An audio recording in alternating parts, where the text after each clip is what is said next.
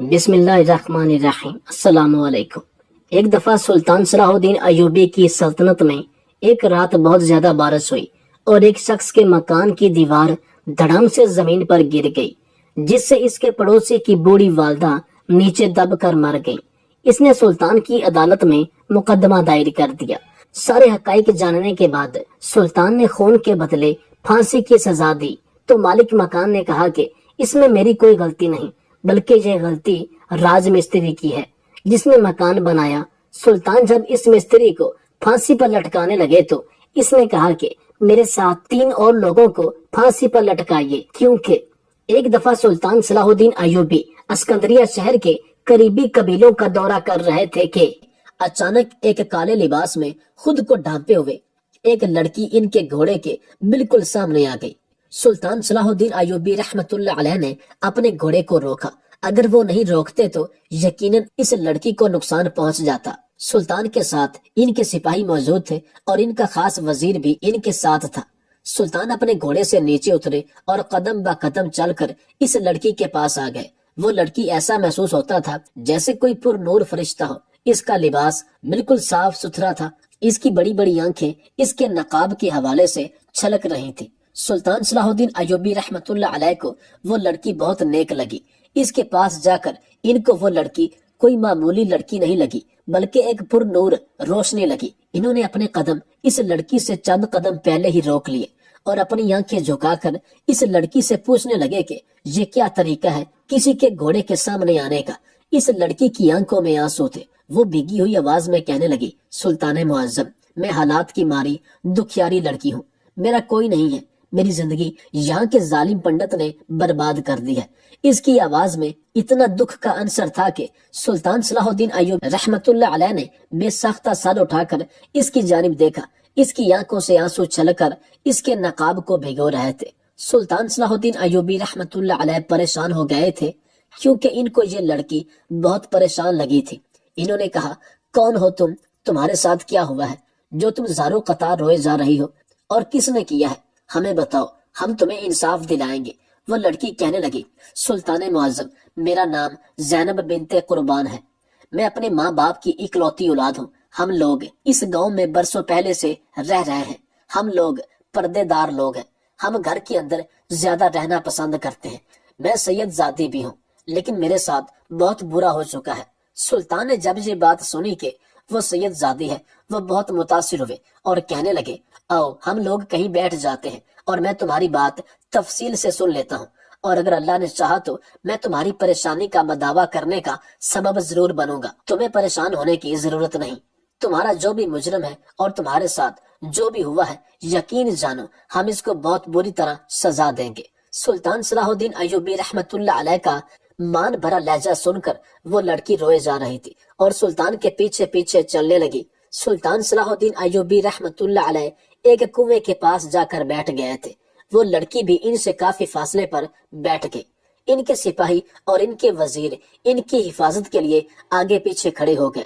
سلطان صلاح الدین ایوبی رحمت اللہ علیہ نے اس لڑکی کی جانب دیکھا اور اس کو بولنے کا اشارہ کیا۔ وہ لڑکی کہنے لگی، سلطان معظم، ایک روز ایک ہندو پنڈت ہمارے گھر کی دہلیز پر آیا تھا۔ ہم لوگ دروازے پر آیا ہوا کوئی بھی مہمان ہو، اس کو تکلیف میں دیکھ کر اپنی دہلیز سے خالی ہاتھ نہیں بھیجتے، کیونکہ ہمارے بڑوں نے ہمیں سکھایا ہے کہ دروازے پر کوئی بھی فقیر آئے، کسی بھی شکل میں کیوں نہ ہو، تم سے جو بن جائے اسے ضرور دو۔ وہ پنڈت زور زور سے رو رہا تھا اور کہہ رہا تھا کہ مجھے تم اپنا کوئی کپڑوں کا جوڑا دے دو، میری جوان بیٹی ہے جس کے پاس کوئی صاف کپڑا پہننے کو نہیں ہے۔ میں بہت غریب ہوں، جو میری بیٹی کے پاس پہلے جوڑا تھا وہ جگہ جگہ سے پھٹ چکا ہے۔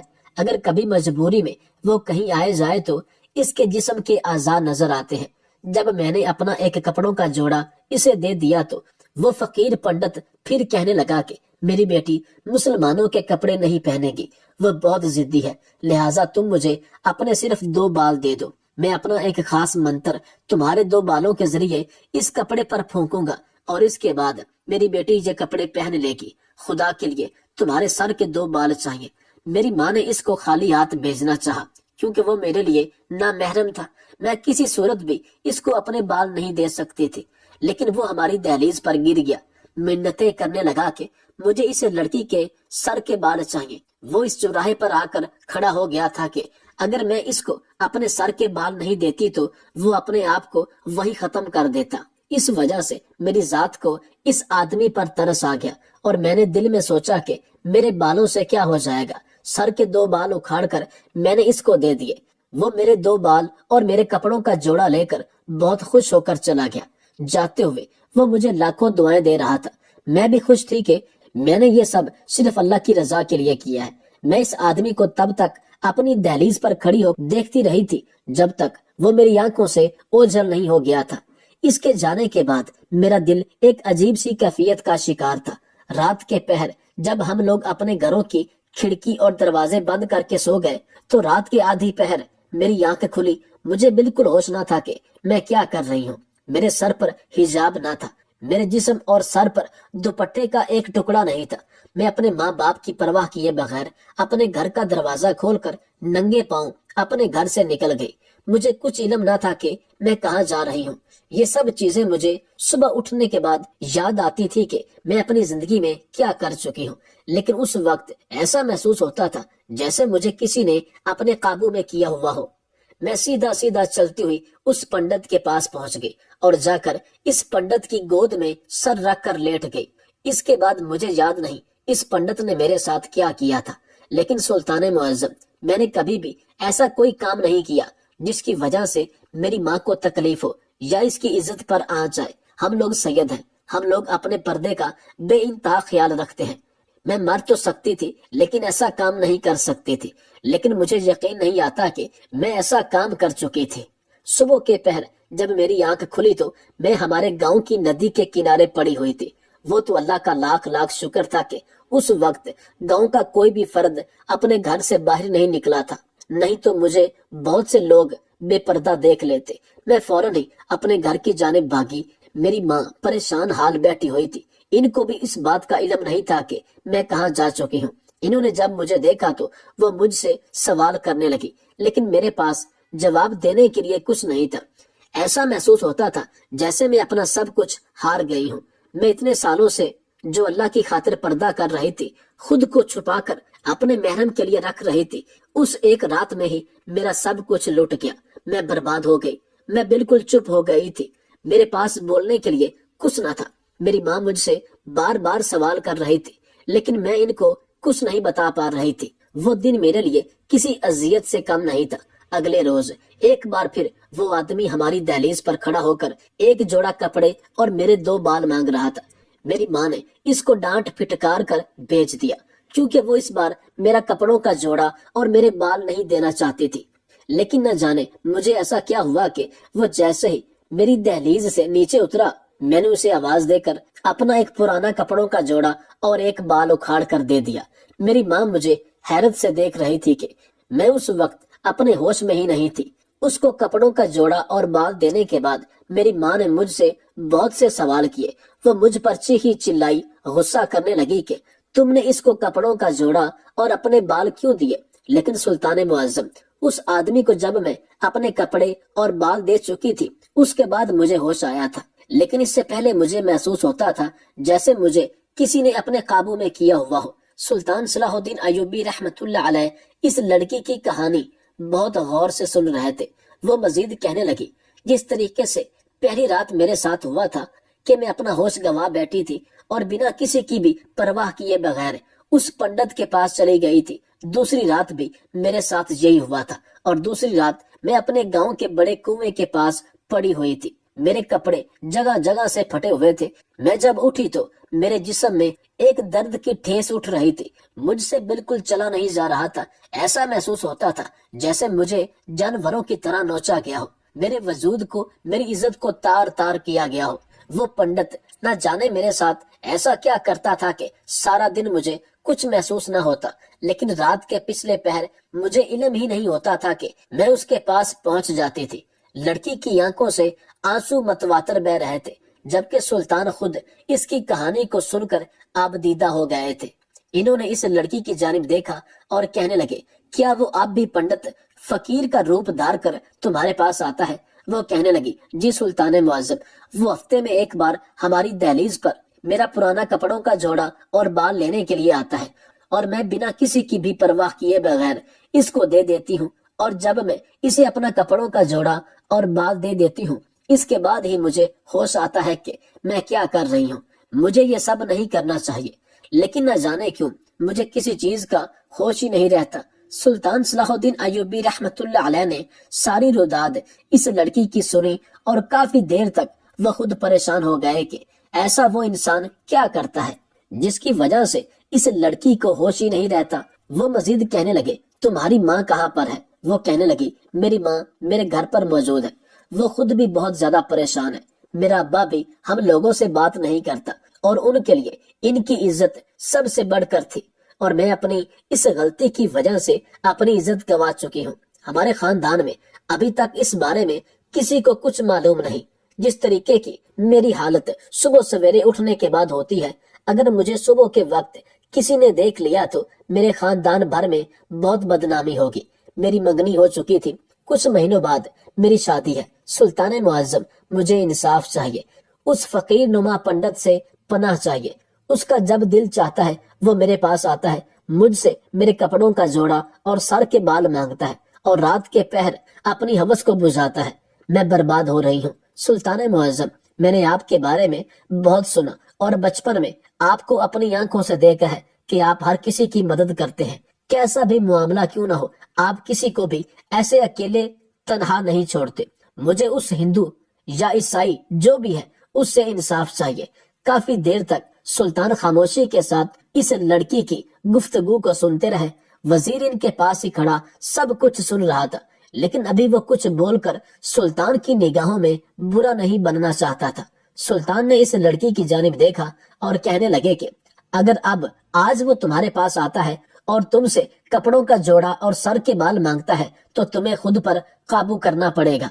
ان کا صرف یہ کہنا تھا کہ وہ لڑکی روتے ہوئے ایک بار پھر اپنا سر نفی میں ہلانے لگی اور کہنے لگی، سلطان معظم، یہ میرے بس میں ہوتا ہی نہیں ہے، میری ماں خود اس چیز کو لے کر پریشان ہے، وہ تو دروازہ تک نہیں کھولنا چاہتی، لیکن وہ پنڈت ہمارے گھر سے تھوڑا دور ہی ہوتا ہے تو مجھے محسوس ہو جاتا ہے کہ وہ ہمارے گھر کے پاس آ رہا ہے۔ میں اس کے آنے سے پہلے دروازے پر کھڑی ہو کر اس کا انتظار کرنے لگتی ہوں، میں کچھ بھی کر لوں میں اسے بچ ہی نہیں پا رہی، میں کیا کروں، میں بہت پریشان ہوں۔ اگر میرے سسرال والوں کو اس بارے میں علم ہو گیا، انہیں معلوم ہو گیا کہ سید زادی ہو کر میں اپنی عزت گنوا چکی ہوں، تو وہ لوگ میرا رشتہ توڑ دیں گے اور ساری برادری میں یہ بات پھیل جائے گی۔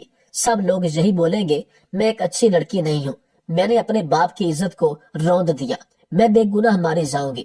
اس لڑکی کی کہانی بہت دکھ بھری تھی۔ انہیں اس پنڈت پر بہت غصہ آ رہا تھا کہ وہ ایسا کام کیسے کر سکتا ہے، لیکن سلطان کو ایسی کہانی پر یقین بھی نہیں آ رہا تھا۔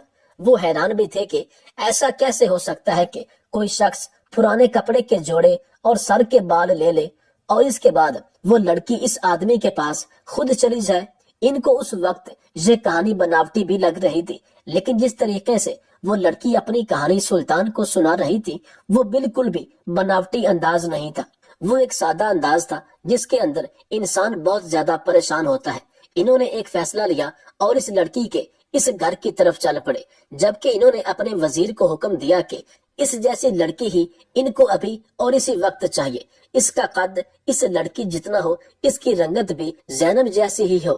سلطان کے حکم کے آگے وہ فوراً ہی سر جھکا گئے اور ایسی لڑکی تلاش کرنے کے لیے نکل پڑے، جبکہ سلطان صلاح الدین ایوبی رحمت اللہ علیہ پیدل ہی اس لڑکی کے گھر کی جانب چل پڑے۔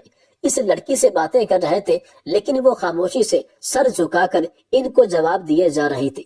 ان کو اس لڑکی سے بہت اپنائیت سی محسوس ہو رہی تھی۔ ایک تو سلطان اس پورے گاؤں کو مسلمان کرنا چاہتے تھے، اور عین اسی وقت انہیں ایک مسلمان ٹکرا گیا تھا، اور وہ بھی ایک سید زادی۔ ان کا دل اس لڑکی کی جانب سے بہت خوش تھا، لیکن اس کے ساتھ ہوئی اذیت ناک کہانی کی وجہ سے ہی وہ اپنی خوشی بیان نہیں کر سکتے تھے۔ سلطان صلاح الدین ایوبی رحمت اللہ علیہ اس لڑکی کے گھر کے پاس آ گئے تھے۔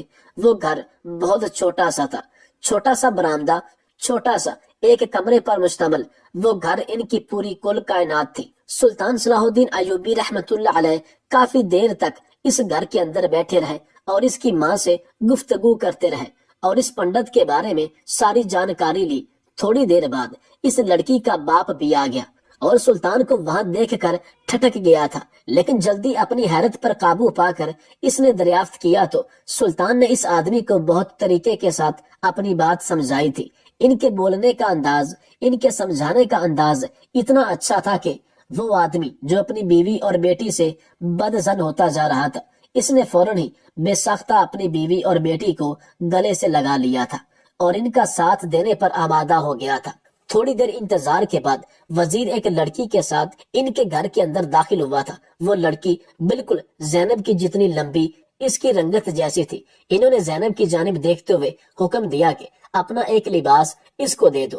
رات کے پہر جب وہ آدمی آئے گا تو تم ایک کمرے میں بند ہوگی، باہر سے تمہارے کمرے کے اندر تالا لگایا جائے گا، اور جب وہ آدمی اس لڑکی سے کپڑوں کا جوڑا اور بال مانگے گا تو وہ اپنے کپڑوں کا جوڑا اور بال نہیں دے گی، بلکہ اپنی مری ہوئی دادی کے کپڑوں کا ایک جوڑا اور ایک گھوڑی کے بال دے گی۔ بعض روایات میں یہ آتا ہے کہ وہ گھوڑی سلطان کی ذاتی یا ان کے ایک خاص وزیر کی تھی۔ اور اس کے بعد ہم دیکھتے ہیں کہ آخر وہ فقیر نما ہندو یا عیسائی ایسا کیا کرتا ہے جس کی وجہ سے تم بے قابو ہو جاتی ہو۔ سلطان کے اس منصوبے کو سن کر سب لوگ ہی متاثر ہو گئے تھے اور سلطان نے گھوڑی کے بال بھی کٹوا لیے تھے۔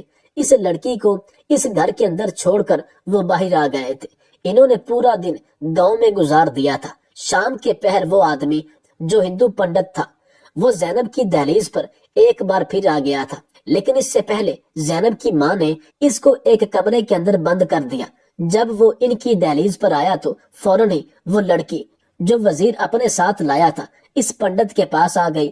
زینب اس کو سب چیزیں سمجھا چکی تھی کہ اس کو کس طریقے کا رویہ اختیار کرنا ہے اور کیا گفتگو کرنی ہے۔ اس ہندو یا عیسائی چالاک آدمی نے اس لڑکی کو زینب سمجھ کر اس سے کپڑوں کا جوڑا اور بال مانگے تو اس نے بنا کچھ سوچے سمجھے اور بولے ایک کپڑوں کا جوڑا اور سر کے بال اس آدمی کو دے دیے۔ یہ سب لے کر وہ آدمی ایک پل وہاں نہیں رکا تھا اور وہاں سے چلا گیا، جبکہ کمرے کے اندر موجود زینب باہر آنے کے لیے تڑپ رہی تھی۔ سلطان بھی اس منظر کو دیکھ رہے تھے۔ تھوڑی دیر بعد جب وہ آدمی اس کے گھر سے تھوڑا دور چلا گیا تو زینب ٹھنڈی ہو کر زمین دوز ہو چکی تھی۔ فوراً ہی اس کی ماں نے اس کو ہوش دلایا تھا۔ اب ان سب کو رات کا انتظار تھا۔ آدھی رات ہوتے ہی سلطان کے حکم سے وہ لڑکی جو وزیر کے ساتھ آئی تھی اس پنڈت کے پاس جانا شروع ہو چکی تھی۔ اس کے پیچھے سلطان اور وزیر اور ان کے سپاہی اور وہ لڑکی زینب خود بھی جا رہی تھی۔ وہ لڑکی جو وزیر کے ساتھ آئی تھی وہ بالکل ساتھ میں تھی، چونکہ اس نے اپنے سر کے بال نہیں دیے تھے۔ اس کو سب کچھ معلوم تھا کہ وہ کہاں پر جا رہی ہے اور کیا ہو رہا ہے۔ وہ لڑکی جب اس جگہ پر پہنچ گئی جہاں پر اس پنڈت کا حجرہ تھا، سب لوگ ہی سامنے آتے اس منظر کو دیکھ کر حیران رہ گئے۔ زینب کی تو باقاعدہ چیخ نکلتے رہ گئی تھی، جبکہ سلطان صلاح الدین ایوبی رحمت اللہ علیہ بھی ماتھے پر بال ڈالے سامنے کے منظر کو دیکھ رہے تھے۔ وہ پنڈت بیچ میں بیٹھا ہوا تھا اور اس کے ارد گرد بہت سے دیے رکھے ہوئے تھے، ایک بنا آنکھ کی گڑیا اور بہت سی راکھ آس پاس پڑی ہوئی، کراس کے نشانات بنے ہوئے تھے، اور وہ آدمی آنکھیں بند کیے کچھ پڑھائی کر رہا تھا۔ سلطان اور اس کے ساتھ موجود سپاہی اور وزیر سب لوگ سمجھ چکے تھے کہ وہ آدمی زینب پر کالا جادو کرتا تھا، اس کے کپڑوں اور بالوں پر کالا جادو کر کے اسے اپنے قابو کرتا تھا، جس کی وجہ سے وہ سب کچھ بلائے اس آدمی کے پاس پہنچ جاتی تھی اور وہ آدمی اس کے ساتھ غلط کاری کر لیتا۔ سلطان نے اشارے سے اس لڑکی کو اندر جانے کے لیے بولا۔ وہ لڑکی خوف زدہ نظر آ رہی تھی، لیکن سلطان کے آس پاس کھڑے ہونے کی وجہ سے وہ فوراً ہی اندر چلی گئی اور بالکل ایسا ہی رویہ اختیار کر رہی تھی جیسا جیسا اسے زینب نے بتایا تھا۔ وہ پنڈت کے پاس جا کر بیٹھ گئی، لیکن اس نے اپنا سر اس کی گود میں نہیں رکھا تھا۔ عین اسی وقت اس پنڈت نے اپنی لال سرخ آنکھ کھول کر اس لڑکی کی جانب دیکھا تھا اور بے ساختہ اس سے دور ہو گیا تھا اور گڑبڑاتے ہوئے کہنے لگا تھا، کون ہو تم اور یہاں پر کیا کر رہی ہو؟ جبکہ اس لڑکی کے اندر بولنے تک کی سکت باقی نہیں تھی۔ اس آدمی اور وہاں کے ماحول کو دیکھ کر وہ بھی بہت زیادہ گھبرا گئی تھی، لیکن جو چیز سلطان نے اس کو سکھائی تھی اس کو اس پر عمل کرنا ہی تھا۔ لڑکی ڈرے ہوئے انداز میں اس پنڈت کو دیکھتے ہوئے کہنے لگی، میں تو آپ کے پاس آئی ہوں، آپ نے ہی تو مجھے بلایا ہے۔ اس کی آواز زینب کی آواز سے مختلف تھی۔ وہ پنڈت سمجھ چکا تھا کہ دال میں کچھ کالا ہے۔ وہ اپنی جگہ سے کھڑا ہوا اور بھاگنے لگا۔ وہ جیسے ہی بھاگتا، اس سے پہلے سپاہیوں نے اسے پکڑ لیا اور عین اسی وقت اسے رسیوں سے باندھ دیا گیا۔ سلطان صلاح الدین ایوبی رحمت اللہ علیہ حیران تھے کہ کوئی شخص اپنی ہوس بجھانے کے لیے اس حد تک بھی جا سکتا ہے۔ انہوں نے خواب میں بھی ایسا تصور نہیں کیا تھا۔ انہوں نے اس آدمی کی جانب دیکھا اور بہت زیادہ غصے کے عالم میں پوچھنے لگے، کب سے یہ گھٹیا کام کر رہے ہو؟ کتنی بہن بیٹیوں کی زندگی برباد کی ہے تم نے، اور کیوں کیا تم نے ایسا؟ وہ آدمی سب کی جانب دیکھ کر بہت برے طریقے سے خوف زدہ نظر آ رہا تھا۔ وہ کسی بات کا جواب نہیں دینا چاہتا تھا۔ وہ کسی بھی طور پر بھاگ جانا چاہتا تھا، لیکن سلطان کے سپاہیوں نے اس کو اس طریقے سے قابو کیا ہوا تھا کہ سوال ہی پیدا نہیں ہوتا تھا کہ وہ ایک انچ بھی ان کے شکنجے سے ہل پائے۔ انہوں نے فوراً ہی اپنے سپاہیوں کو حکم دیا کہ اس گھٹیا شخص کا سر دھڑ سے الگ کر دیا جائے، کیونکہ یہ سچ نہیں بتا رہا تھا۔ اتنا سننا تھا کہ وہ آدمی کسی طوطے کی طرح شروع ہو گیا کہ وہ مسلمانوں کے اس گاؤں میں جتنے بھی مسلمان ہیں ان کے ساتھ ایسا ہی کرتا ہے، اور ان کی بہن بیٹیوں کی عزت کو خراب کرتا ہے، اور اپنی ذات کو لطف اندوز ہوتا ہوا دیکھ کر اتنا خوش ہوتا کہ اس سے بڑھ کر اس کائنات میں اس کے لیے کوئی خوشی نہیں تھی، اور صبح ہونے سے پہلے ان کو گاؤں کی ندی یا کنویں کے ساتھ پھینک دیتا ہے۔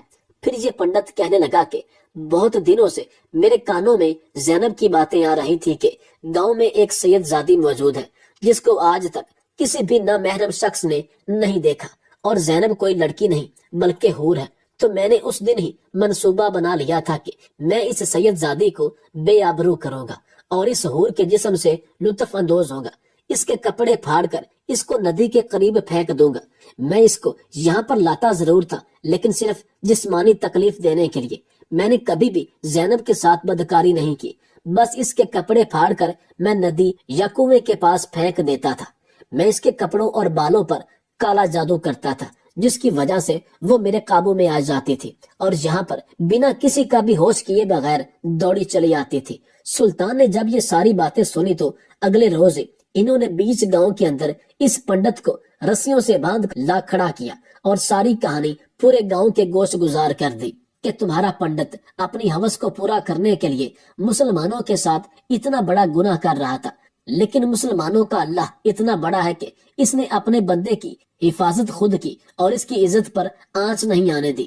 یہ بات سن کر سب ہندو لوگ اس پنڈت کو نفرت بھری نگاہوں سے دیکھتے ہوئے لعنتیں دینے لگے، اور بہت سے ہندوؤں نے عین اسی وقت سلطان صلاح الدین ایوبی رحمت اللہ علیہ کے ہمراہ اسلام قبول کر لیا تھا۔ ایک دفعہ سلطان صلاح الدین ایوبی کے دور حکومت میں ایک رات بارش بہت زیادہ ہوئی اور ایک شخص کے مکان کی دیوار دھڑام سے زمین پر گر گئی، جس سے اس کے پڑوسی کی بوڑھی والدہ نیچے دب کر مر گئی۔